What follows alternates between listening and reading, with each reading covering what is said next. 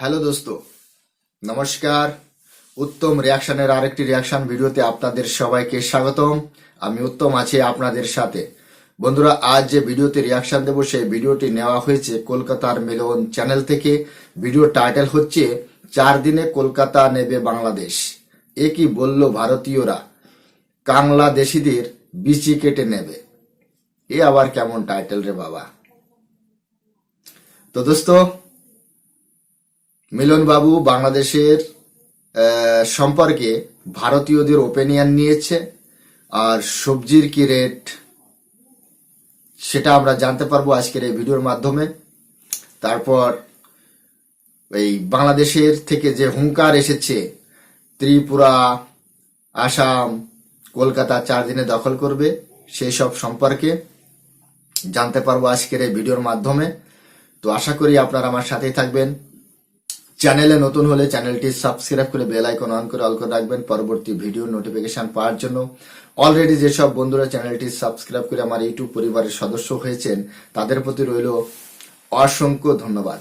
ভিডিওটা ভালো লাগলে একটা লাইক করবেন, শেয়ার করে আপনার বন্ধুদের দেখার সুযোগ করে দিতে পারেন। কমেন্ট সেকশন লিখে অবশ্যই জানাতে পারেন আপনারা কোন ধরনের ভিডিওতে রিয়াকশন চান।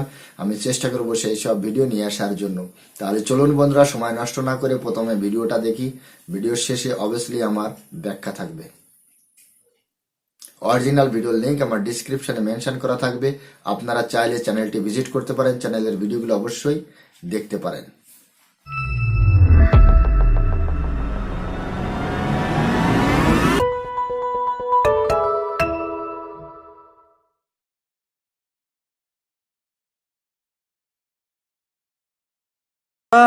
আলু নিয়ে মারামারি শুরু করছো, ভবিষ্যৎ তোমাদের কোথায় আজকে এই বাজার দরের মাধ্যমে জানার চেষ্টা করবো। সবজির দাম কম, ভারতের সঙ্গে টক্কর নিতে আছে। এই দেখো, বর্তমানে কিন্তু আমি ইউনুসের দলে চলে গেছি। তোমার আলু কত করে? 100 টাকা কিলো। বাংলাদেশে কিছু আলু পাঠাতে হবে।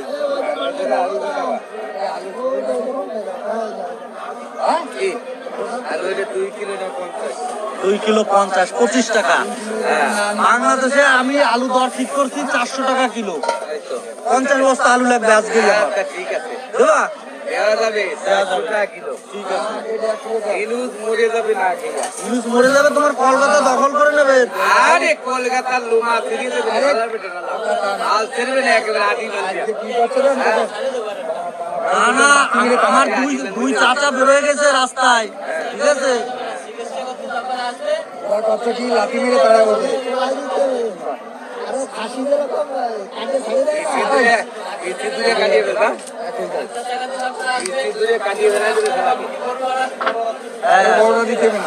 ভারত বয়কট করে ওরা। ভারত বয়কট করে তো ভারতের জিনিস খায় কিসের জন্য? আরে না, ওরা নেই না।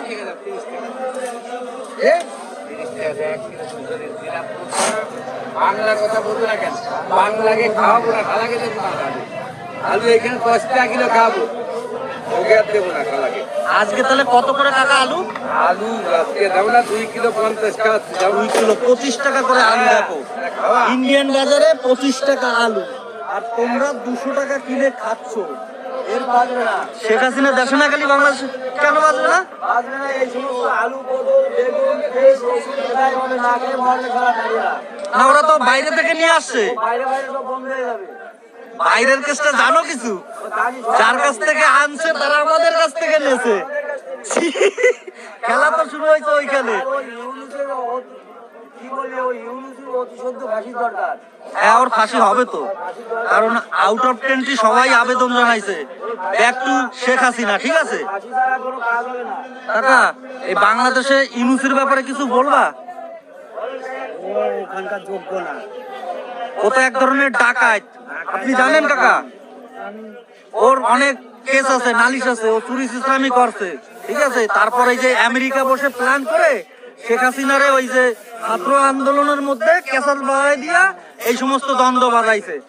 ওই সময় কি একটা মন্ত্রী ছিল হাসিনার আমলে, হ্যাঁ, চুরি চামারি করে নির্বাসনে গেছে। ও তো চোর। 100 কয়খানা কেস আছে। 100 কয়খানা কেস আছে, ওটা চোর। তো দেখো বন্ধুরা, আমি রয়েছি ভারতের বাজারে। এই যে কাকা বলছে শেখ হাসিনাকে না নিলে বাংলাদেশ কি হবে? না খেয়ে মরে যাবে। তো কেন না খেয়ে মরবে তার কিছু আমি উদাহরণ দিই, চলো। কাকা ভালো ভালো থাকবে। এই যে দাদা বাংলাদেশে নিয়ে আসলে নাকি রসগোল্লা? আজকে কত করে রসগোল্লা? 20 টাকা কিলো। ঠিক আছে 20 টাকা। এই যে 20 টাকা আর 200 টাকা কিনে খাচ্ছ, আলু নিয়ে মারামারি করছো, বাংলাদেশে বয়কট পার্টি।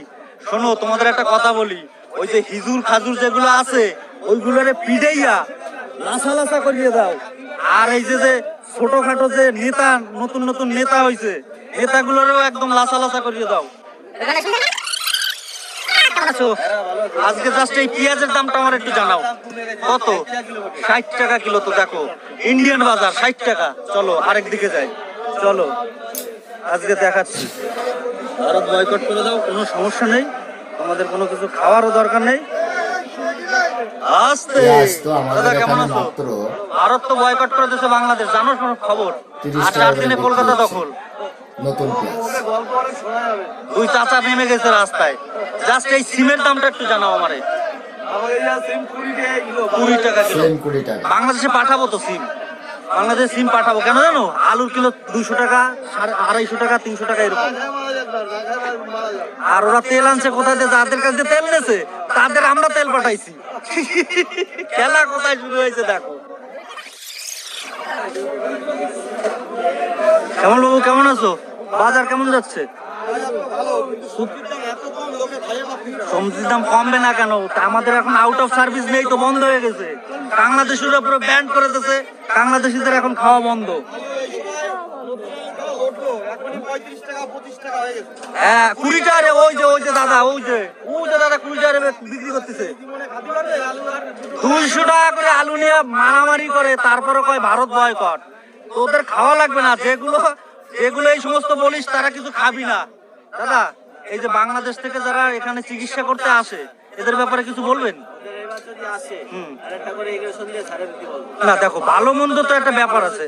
আমাদের জাতীয় পতাকা যেভাবে অবমাননা করতেছে, তাতে এবার যখন চিকিৎসা করতে আসবে আর একটা করে এই গরুকে যে ইঞ্জেকশন দেয়, এই ইঞ্জেকশন দিয়ে আচ্ছা, ওই ইঞ্জেকশন দিয়ে ছাড়ে দেবা।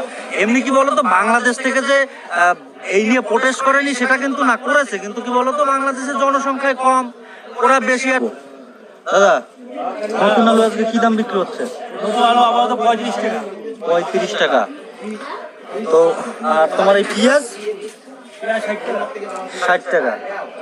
তো নতুন আলু 35 টাকা, পেঁয়াজ হচ্ছে 60 টাকা। তোমরা ভবিষ্যৎ তোমাদের কোথায়? দোস্ত, ভিডিওটি এখানেই শেষ হয়েছে। দেখতে পেলাম অ্যাকচুয়ালি বাংলাদেশের যে অবস্থা বর্তমান সময়, সত্যি খুবই শোচনীয় অবস্থা। তার কারণ বাংলাদেশের সর্বসাধারণ মানুষ বর্তমান সময় দ্রব্যমূল্য থেকে অনেক দূরে সরে গেছে। এখন আর মিডল ক্লাস গরিব যারা মানুষ, তাদের হাতের ছোঁয়া বা হাতের কাছে বাংলাদেশের দ্রব্যমূল্য এখন আর নেই, অনেক ঊর্ধ্বমুখী হয়ে গেছে। সেখানে দুবেলা দুমুঠো খেয়ে বেঁচে থাকা খুবই মুশকিল হয়ে দাঁড়িয়েছে। সেটা আমরা বিভিন্ন বাংলাদেশের যে সোশ্যাল মিডিয়া রয়েছে তার দিকে ফলো করলে বুঝতে পারছি, বাংলাদেশের সর্বসাধারণ মানুষের কথাগুলো আমরা জানতে পারছি। কিন্তু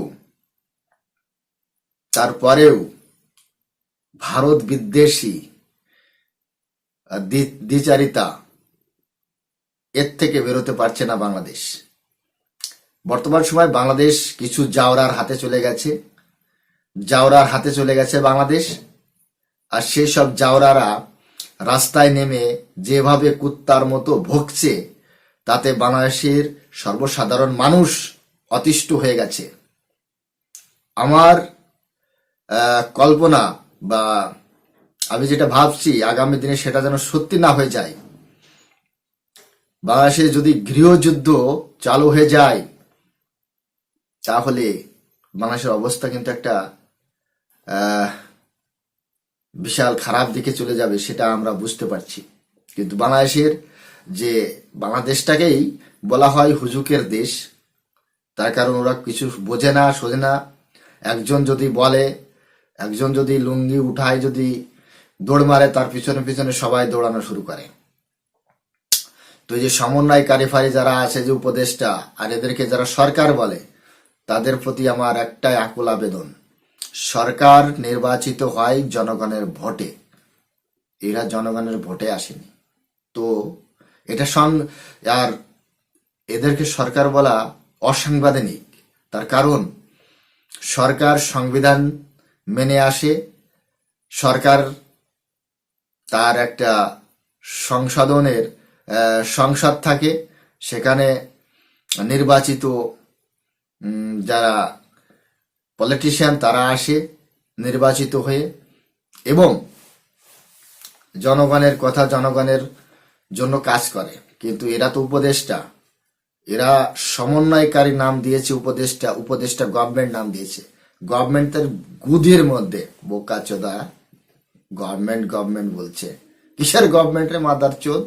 হ্যাঁ, ব্যাংকের লোড়া কেরাই গভর্নমেন্ট, শুয়ার কি ওলাদ, যত সব ফালতু বকবাস। হ্যাঁ, বাংলাদেশিদের কোনো যে দ্রব্য যেভাবে লাফাচ্ছে, যেভাবে ভারতের পণ্য বয়কট করে চিল্লাচ্ছে, আবার 4 দিনে কলকাতা দখল করতে যায়, কুত্তার বাচ্চা কুত্তা, 4 দিনে কলকাতা দখল করবা, তোমার এত বড় সাহস হয়ে গেছে গান্ডু, কলকাতা দখল করব। সালা কলকাতা দখল করবে, এ বুড়ো হয়ে গেছে, তারপর ওদের জোশ দেখো, কলকাতা দখল করতে আসবে। তো বন্ধুরা, আপনাদের কি মতামত দিল খুলে কমেন্ট সেকশনে লিখে জানাতে পারেন। চ্যানেলে নতুন হলে চ্যানেলটি সাবস্ক্রাইব করে বেল আইকন অন করে অল করে রাখবেন পরবর্তী ভিডিও নোটিফিকেশন পাওয়ার জন্য। সবাই ভালো থাকুন, সুস্থ থাকুন, দেখা হচ্ছে নেক্সট রিয়াকশন ভিডিওতে। ততক্ষণ সবাইকে নমস্কার।